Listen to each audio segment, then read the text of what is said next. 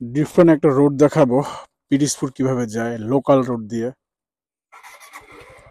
তবে আমি মনে হয় প্রায় 15 বছর আগে এই রোড দিয়ে গেছিলাম। বিসমিল্লাহি তাওয়াক্কালতু আলাল্লাহ। আমি যখন 15-20 বছর আগে এই রোড থেকে গেছি তখন এই রোডটা ছিল মাটির রাস্তা।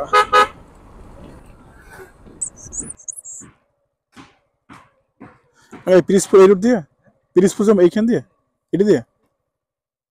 অনেকদিন আগে আসার কারণে রাস্তা আসলে আমি চিনতে পারতেছি না, তাই মানুষজনের কাছে জিজ্ঞাসা করতেছি এবং ইটার রাস্তায় চলে আইছি।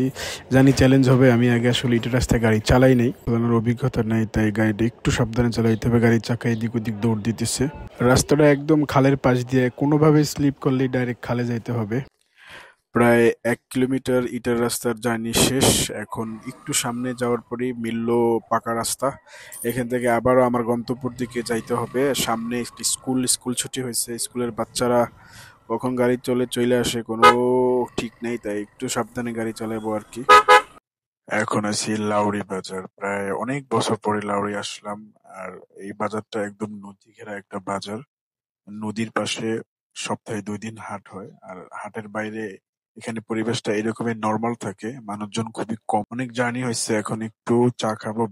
ব্রেকের পরে চা খাওয়ার পরে আবারও আমি আমার গন্তব্যের দিকে আসলে রওনা দেওয়ার ইচ্ছা আছে। চা খাইলাম, সিঙ্গারা খাইলাম, এখন আবার রওনা দিলাম। আর আমি আসলে যে রোড আর যে ভিউ দেখার জন্য এই রোডে আইছিলাম, সেই রোড তো এতক্ষণ পাই নাই। এখন আসলে সেই রোডটা নদীর পাড় দিয়ে রোডটা গেছে।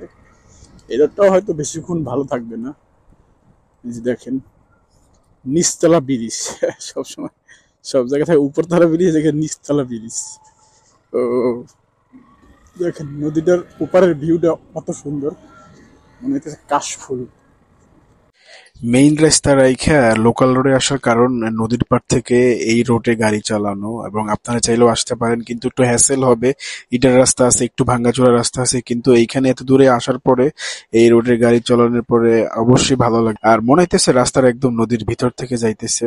আর এখানে একটা পাহাড়ি ভাইব আছে, দুই পাশে গাছপালার এমন একটা ভাব, মনে হচ্ছে জানি পাহাড়ের ভিতরে গাড়ি চলাইতেছি। আর অনেক দূর তো আমার এখান থেকে পাহাড়টা, এখানে এইভাবে গাড়ি চালাই পাহাড়ের ফিলটা নিতে হবে, এছাড়া তো আর কোনো উপায় নেই। মনে হইতেছে যে পাহাড়ে রাইড করতেছি।